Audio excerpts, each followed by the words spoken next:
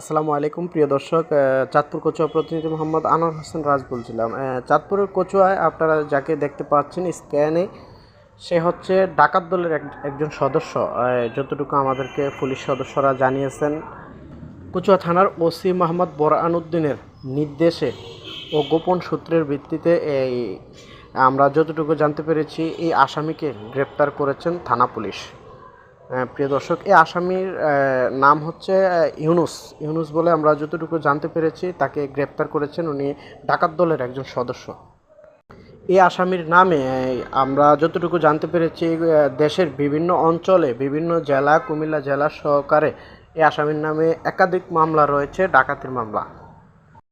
প্রিয় দর্শক, আমরা যে ইউনুসকে আমরা স্ক্রিনে দেখতে পাচ্ছি, উনি আসলেই সে কি আসলে ডাকাত দলের সদস্য কি না, তা আমরা তদন্ত করে যতটুকু পেয়েছি। এবং কচুয়া থানার ওসি মোহাম্মদ বোরহানউদ্দিন জানিয়েছেন যে উনি ডাকাত দলের সদস্য এবং ওনার নামে একাধিক মামলা রয়েছে বলে যতটুকু আমরা জানতে পেরেছি। প্রিয় দর্শক, কচুয়া থানার ওসি মোহাম্মদ বোরহানউদ্দিন বলেন, তাকে হয়তো অল্প কিছুক্ষণের মধ্যেই তাকে চাঁদপুরে প্রেরণ করা হবে।